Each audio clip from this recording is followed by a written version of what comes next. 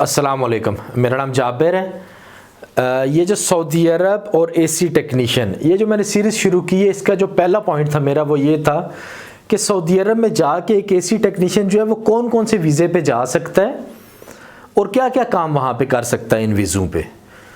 और इसी का जो दूसरा क्वेश्चन मैं आपको बताऊंगा वो ये बताऊंगा कि ऑलरेडी वहाँ पे किन किन वीज़ों पे एसी टेक्नीशियन मौजूद हैं, गए हुए हैं और वहाँ पे वो क्या कर रहे हैं, चाहे वो कानूनी है चाहे वो गैर कानूनी है, वहाँ पे वो क्या कर रहे हैं और एक नया जाने वाला टेक्नीशियन वहाँ पे क्या क्या कर सकता है और किन किन वीज़ों पे जा सकता है। तो काइंडली जिन दोस्तों ने अब तक चैनल को सब्सक्राइब नहीं किया वो सब्सक्राइब कर लें और बेल आइकन को प्रेस कर लें। बहुत बहुत शुक्रिया आपका।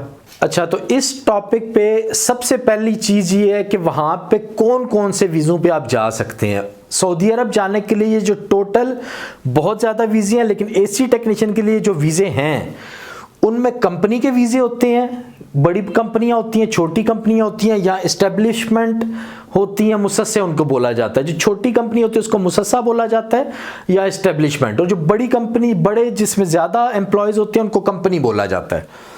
तो कंपनी और इस्टेब्लिशमेंट के वीज़े पे आप लोग जा सकते हैं। दूसरा आपके पास होता है ऑप्शन आज़ाद वीज़े का। तीसरा आपके पास ऑप्शन होता है घर का ड्राइवर या घर के काम, घर के लिए टेक्नीशियन की ज़रूरत होती है वहाँ पे सऊदियों को, वो वीज़े आपको देते हैं तो आप उस वीज़े पे जा सकते हैं। ये 3 वीज़े पे एसी टेक्नीशियन वहाँ पे जा सकते हैं। इसके अलावा बाकी ये जो सारे वीज़े हैं इन पे एसी टेक्नीशियन नहीं जा सकते, लेकिन अगर आप अच्छे तरीके से और आप दिमाग रखते हैं तो आप इन वीज़ों को इस्तेमाल करते हुए इन वीज़ों तक पहुंच सकते हैं। यानी जैसे ये अब विजिट वीज़ा है, कोई भी आदमी अपने बहन भाई अम्मी अब्बू रिश्तेदार इस तरह उनका वीज़ा ले सकता है। आप विजिट वीज़े पे गए हुए हैं, आप टूरिज़म के वीज़े पे गए हुए हैं, आप उम्रे या हज के वीज़े पे गए हुए हैं, या हाजियों की खिदमत के लिए वहाँ पे एक वीज़े निकलते हैं, उनका मौका आपको मिल जाता है वहाँ जाने के लिए। तो इन पे आप डायरेक्टली तो एसी का काम नहीं कर सकते, लेकिन इन वीज़ों पे जाके अगर आप, अच्छा ये भी मैं आइडिया आपको दूंगा इंशाल्लाह, इन पे जाके आप इन वीज़ों तक पहुँच सकते हैं।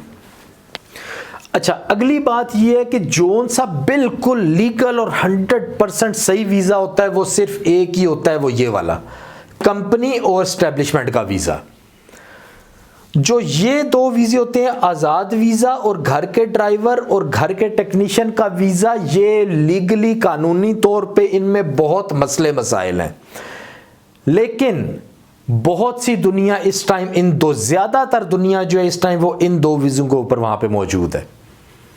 अब मैं आपको एक एक करके इनके बारे में, सबके बारे में बताता हूँ। अच्छा, तो ये जो कंपनी होती है ना, इसका जो सऊदी होता है जिसने कंपनी खोली होती है, वो अपनी सऊदी हुकूमत को अप्लाई करता है वीज़ों के लिए। वो बोलता है कि मैंने एक एसी की कंपनी खोली है, मुझे 50 एसी के टेक्नीशियन चाहिए। अब वो लिख के देता है कि मुझे 10 एसी के टेक्नीशियन पाकिस्तानी चाहिए, मुझे 10 एसी के टेक्नीशियन इंडियन चाहिए, मुझे 10 एसी के टेक्नीशियन बांग्लादेश के चाहिए या फिलिपीन के चाहिए। अच्छा, उसके साथ अगर उसने हेल्पर चाहिए तो वो ये भी लिखेगा कि मुझे 3 एसी के हेल्पर चाहिए बांग्लादेश से। इस तरह वो हुकूमत को लिख के देगा और हुकूमत उसी हिसाब से उस कंपनी को वीज़े दे देगी। अच्छा, अब कंपनी को वीज़े मिल गए। अच्छा, उसके लिए अब 2 तरीके होते हैं। एक ये होता है कि वो कंपनी डायरेक्टली एक एजेंट हायर करती है पाकिस्तान, इंडिया में, हमारे मुल्कों में जो लोग वीज़े लगवाते हैं उनसे रब्ता करते हैं, उनको बताते हैं कि हमारे पास इतने वीज़े हैं और हमें इतने आदमी चाहिए, आपस में तय करके वीज़े उस एजेंसी को वो भेज देते हैं। वो एजेंसी के आगे पर मुख्तलिफ तरीके होते हैं लोगों को हायर करने के। एक वो अखबार में दे देते हैं, न्यूज़पेपर में, या अपनी वेबसाइट के ऊपर दे देते हैं कि हमारे पास फ़लानी कंपनी के फ़लाने वीज़े पहुँच गए हैं। अब कुछ लड़के क्या करेंगे कि वो ऑनलाइन उसका ऐड देख के या अखबार में ऐड देख के उस कंपनी के डायरेक्ट ऑफिस में जाएंगे, जाके अपना इंटरव्यू देंगे, अपना सीवी जमा कराएंगे और उस वीज़े के मुताबिक वो पूरे उतरेंगे तो वीज़ा उनको मिल जाएगा। दूसरा तरीका ये होता है कि एजेंट घूम रहे होते हैं मार्केटों में, जिनका राब्ता होता है उन एजेंसियों से। वो एजेंट आपको मिलता है, एजेंट आपसे पैसे लेता है, ज़्यादा पैसे लेता है, और आपको कंपनी से डायरेक्ट जाके मिलवा देता है और वहाँ पे आपका इंटरव्यू दिलवाता है, पूरा प्रोसीजर कंप्लीट करता है और अपना उसमें मुनाफा रख लेता है। यानी एक वीज़ा आपको अगर उसकी ओरिजिनल कीमत 1 लाख रुपया है तो वो आपसे 3 लाख रुपया ले लेगा, 2 लाख अपना फ़ायदा रख लेगा। इस तरीके से आपको वो वीज़ा मिल जाता है। दूसरी एक अप्रोच होती है कि अभी वीज़ा जो है ना वो सऊदी अरब में ही मौजूद है, कंपनी के पास ही है। अब यहाँ पे क्या होता है, कुछ लोग, आपका कोई जानने वाला, आपका कोई दोस्त, आपका भाई, आपके अब्बू, कोई भी इस कंपनी में काम कर रहे होते हैं, या आपको कोई जानने वाला इस कंपनी में काम कर रहा होता है, उनको पता लग जाता है कि कंपनी ने वीज़े निकाले हैं। अब वो आदमी इस कंपनी से बात करेगा, जैसे कि ये कंपनी, मैं इस कंपनी को जानता हूँ, मैं इस कंपनी को बोलूँगा कि मेरा एक भाई है, मेरा एक कज़न है, मैंने उसको लेके आना है, वो एसी का काम करता है। ये बोलेंगे ठीक है, ये एक वीज़ा मेरे लिए रख देंगे। तो जब ये वीज़ा पाकिस्तान, इंडिया, बांग्लादेश में भेजेंगे तो जहाँ पे भी मेरा भाई होगा, मेरा भाई उस एजेंट के पास जाएगा जहाँ पे इन्होंने वीज़ा भेजा होगा, जहाँ पे इन्होंने वीज़ा भेजा है वहाँ पे जाएगा, इंटरव्यू देगा, जो भी सारा प्रोसीजर है मुकम्मल करेगा और वो सऊदी अरब पहुँच जाएगा। दूसरा तरीका ये है कि आप पहले से ही इन कंपनियों की लिस्ट आपको पता है, जो कि मैं आपको दूंगा आइंदा इंशाल्लाह। आप उनसे पहले से ही राब्ते में, आपको पता है कि कौन कौन सी अच्छी कंपनी है, आप उनके साथ राब्ते में हैं, उनकी वेबसाइट्स का आपको पता है, उनके ईमेल एड्रेसेस का आपको पता है, आप पहले से ही वहाँ पे अपने सीवी भेजे हुए हैं, पहले से आप इन कंपनियों के साथ डायरेक्टली राब्ते में हैं या आपने रिलेशन बना लिए हैं और आप इंतज़ार में हैं। तो जैसे इनका वीज़ा निकलेगा या वीज़ा निकलते ही पहले आपको बताएंगे कि हमारे वीज़े निकल आए हैं, फ़लाने शहर में चले गए, आप वहाँ पर जाके इंटरव्यू दे लो, जो भी सैलरी वगैरह की बात होगी वहाँ पर कर लो। तो ये कुछ मुख्तलिफ तरीके हैं जिनसे आप इन कंपनी के वीज़े हासिल कर सकते हैं। अच्छा, ये तो बात होगी कि इनके वीज़े कैसे निकलते हैं और कैसे आप हासिल कर सकते हैं, लेकिन इस टाइम पे यहाँ पे सऊदी अरब में लोग क्या कर रहे हैं? लोग ये कर रहे हैं कि लोग इन्हीं तरीक़ों से वीज़ा हासिल कर लेते हैं, कंपनी में आ जाते हैं, लेकिन कानून के मुताबिक कंपनी में आपको बाहर काम करने की इजाज़त नहीं है। लेकिन इस कंपनी में काम करने वाले लड़के क्या करते हैं, उनकी 8 घंटे या 10 घंटे जितनी भी ड्यूटी होती है उसके बाद वो बाहर जाके काम करते हैं। किसी ने अपना कस्टमर बनाए होते हैं, कोई वर्कशॉप पे जाके काम करता है, जो कि ये सब चीज़ें कानूनी तौर पे इल्लीगल है, लेकिन लड़के करते हैं। यानी कंपनी से अगर वो 1000 रियाल उनको मिल रहा है तो वो बाहर जाके मुमकिन है कि 2000 रियाल, 1500 रियाल इस तरह एक्स्ट्रा वो कमा रहे होते हैं। लेकिन फिर कहूँगा कि जो कि इल्लीगल है। जब वो पकड़े जाते हैं तो उनको डायरेक्टली वापस अपने मुल्क में भेज दिया जाता है और कंपनी भी उनकी जिम्मेदार ज़्यादातर सिचुएशन में नहीं होती है, क्योंकि कंपनी के पहले रूल में उन्होंने बताया होता है कि आप हमारी कंपनी के अलावा बाहर काम नहीं कर सकते। अच्छा, इसके बाद जो दूसरा वीज़ा है वो होता है आज़ाद वीज़ा।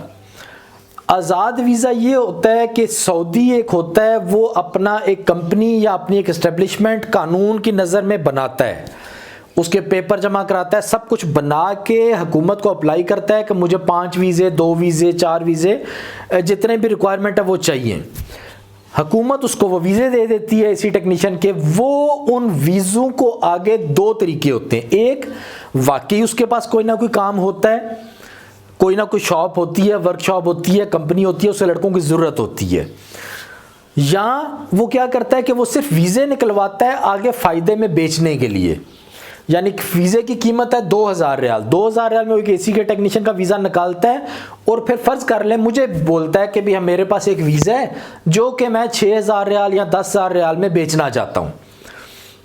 मैं उससे वो वीज़ा ख़रीद लूँगा, मसलन 4-5 हज़ार में ख़रीद लूँगा, आगे मैं वो किसी ना किसी को 6000 में, 8000, 10,000 में वीज़े के हिसाब से बेच दूँगा। जब बेचूंगा तो वीज़ा आपको मिल जाएगा, आप उस वीज़े पे सऊदी अरब आ जाएंगे। आने के बाद आप ये सऊदी आपका इकामा बना के देगा, उसके पैसे आप दिया करेंगे, जो भी अखराजात होंगे वो आप देंगे किसी भी चीज़ के। उन अखराजात के अलावा फिर इस सऊदी को आपने मंथली देनी हुआ करेगी, जो कि 200-300 रियाल भी हो सकती है, 400-500 रियाल भी हो सकती है, हर आदमी अपने हिसाब से मांगता है। लेकिन इनमें से कुछ लोग फिर आपको आने के बाद ये इजाज़त देंगे कि आप जहाँ पे मर्ज़ी जो मर्ज़ी काम करो, सिर्फ जो अखराजात होते रहते हैं वो मुझे देते रहना है हर साल, और मेरी जो मंथली है 200-300 रियाल वो मुझे देते रहना है। ये भी कानूनी तौर पे इल्लीगल है। अब कानून ने बहुत सख्ती की हुई है ऐसे लोगों पे जो ये वीज़े देते हैं। लेकिन इस टाइम सऊदी अरब में हो क्या रहा है कि इनकी तादाद बहुत ज़्यादा मौजूद है शुरू से ही। कई के लोग ऐसे हैं जो 15-15, 20-20 साल से इन्हीं वीज़ों पे काम कर रहे हैं। अच्छा, तो अब ये जो तीसरी किस्म के वीज़े होते हैं ना, ये घर के ड्राइवर के और घर के टेक्नीशियन के। हर सऊदी को ये इजाज़त होती है कि उसने अपने घर में अपनी ज़ाती ज़रूरत के लिए ड्राइवर वो मंगा सकता है किसी भी मुल्क से, या घर में काम करने के लिए कोई ना कोई टेक्नीशियन मंगा सकता है। ये आदमी भी इसी तरह गवर्नमेंट को अप्लाई करता है, अपने नाम पे 2-4 वीज़े निकलवा सकता है, फिर अपनी बेगम के नाम पे भी निकलवा सकता है। इस तरह मुख्तलिफ़ तरीक़ों से मुख्तलिफ़ तादाद में ये वीज़े निकलवा सकता है। अब इन वीज़ों पे काम करने वाले एसी टेक्नीशियंस की भी सऊदी अरब में इस वक्त बहुत ज़्यादा तादाद मौजूद है। जिस तरह इनकी बहुत ज़्यादा तादाद है, इनकी भी बहुत ज़्यादा तादाद मौजूद है। लेकिन ये फिर भी कुछ ना कुछ लीगल है। ये अगर एसी का काम बाहर कर रहे हैं या वर्कशॉप पे बैठे हुए हैं, कुछ भी कर रहे हैं, ये बिल्कुल इलीगल होता है, लेकिन दुनिया कर रही है। इसका वीज़ा भी उसी तरह जब निकलता है तो ये सऊदी एक ही काम कर सकता है सिर्फ, ये या तो उस आदमी को बुला के अपने पास घर में ड्राइवर रखे, या एसी टेक्नीशियन को बुला के अपने घर का काम कराया करे। अगर ये एसी टेक्नीशियन बाहर कहीं किसी और का काम करते हुए या कोई और काम करते हुए किसी और कंपनी में काम करते हुए पकड़ा जाए तो कानून में ये इलीगल है। अच्छा, अब इसमें लोग करते क्या, होता क्या? इसमें होता ये है कि ये आदमी वीज़ा निकालता है, 2 वीज़े निकालता है, 2-2 हज़ार का एक वीज़ा होता है, 2 वीज़े निकालता है। 2 वीज़े निकालने के बाद मुझे बोलता है कि मेरा ये वीज़ा बिकवा दो।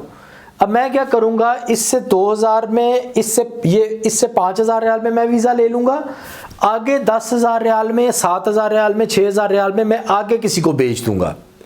जिस भी मुल्क का वो वीज़ा होगा उस मुल्क के लड़के को पाकिस्तान इंडिया में राब्ता करके उनको दे दूँगा।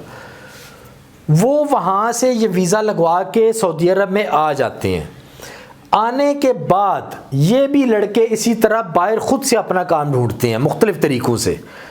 कहीं ना कहीं पे उनको काम मिल जाता है।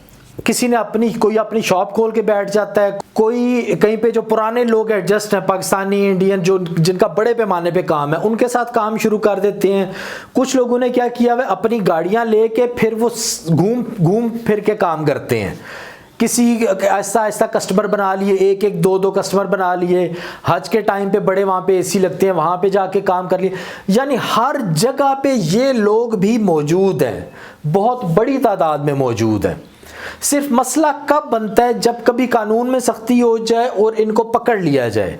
यानी एक आदमी कहीं पे काम कर रहा है, एसी का काम कर रहा है, हुकूमत वाला कोई आदमी आता है, पुलिस वाले, वो उनसे पूछते हैं अपने पेपर दिखाओ, वो इकामा दिखाता है, इकामे के ऊपर लिखा होता है घर का ड्राइवर या घर का टेक्नीशियन, लेकिन वो लड़का काम कहाँ पे कर रहा होता है, किसी होटल में एसी की मेंटेनेंस कर रहा है, कहीं पे हज के टाइम पे एसी लगा रहा है, वहाँ पे लगा रहा है। तो वहाँ पे पुलिस वाले पे डिपेंड करता है, अब वो उसको छोड़ देगा या उसको कानून के मुताबिक अपने मुल्क में वापस डिपोर्ट कर देगा। नेक्स्ट वीडियो में मैं आपको ये बताऊंगा कि अगर आप घर के इस वीज़े पे आए हैं, इस वीज़े पे आने के बाद आप इस कंपनी में कैसे जा सकते हैं, या आप इस वीज़े में आए हैं तो आप इस कंपनी में कैसे जा सकते हैं, या आप इस वीज़े पे आए हैं और आपकी सैलरी बहुत कम है या आप तंग हैं इस कंपनी के अंदर, अब आपको कोई अच्छी अपॉर्चुनिटी मिल गई है, तो अब आप दोबारा एक नई कंपनी में किस तरीके से आ सकते हैं।